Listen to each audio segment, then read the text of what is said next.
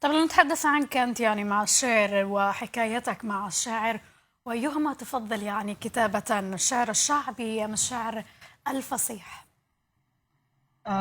لي منذ الطفولة وأنا أكتب أو متعلق في الشعر، ولكني كتبت الشعر الموزون في الثانوية العامة. وذلك لأن غالبية الأسرة هم من الشعراء، يعني أو الكثير منهم يكتب الشعراء، مثل يعني خال الوالد السيد ناصر الحوشبي، السيد ناصر صاحب كلمات الهاشمي قال حن القلب حن وغيرها.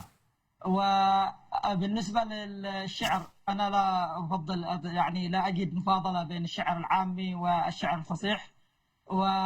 فالشعر الفصيح يكون متعلق بالأدباء والمثقفين فقط، أما الشعر العامي فهو متعلق بعامة الناس وله جمهور أكبر، منهم الشعراء والمثقفين والأدباء أيضا. جميل جدا.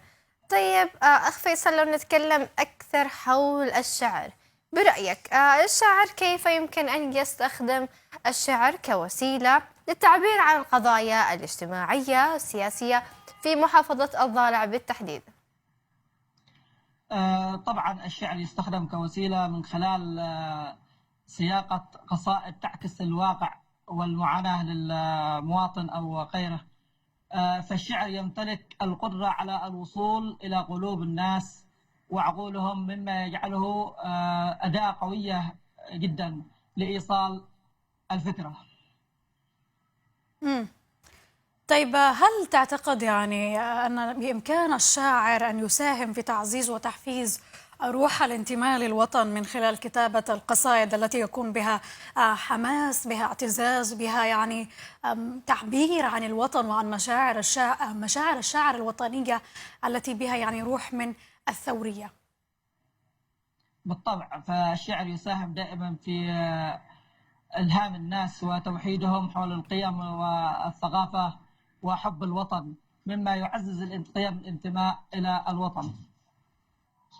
جميل جدا. طيب أستاذ صالح، هل ممكن أن تقوم بإلقاء علينا بعض الأبيات الشعرية الخاصة بك؟ ممكن. تفضل.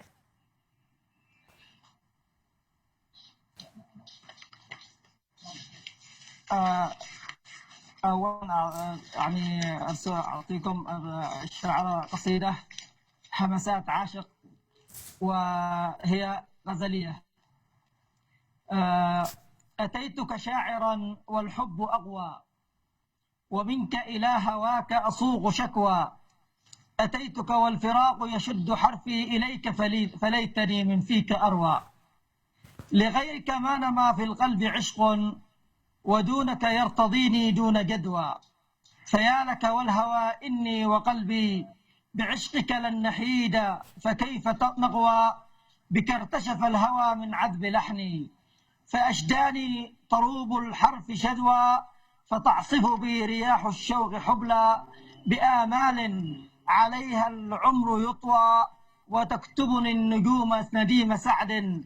تسامى مفعما وأناخ لغوا، فوحدك منيتي ما زاغ قلبي. أعاود ذكرها جهرا ونجوى، سأبقى في هواك أصوغ حرفا يتوق إليك يا روحي ويهوى. وأبقى عاشقا ما دام شوقي، فشوقي في هواك يتيه زهوى. يا سلام، صح لسانك أستاذ فيصل، يعطيك ألف عافية.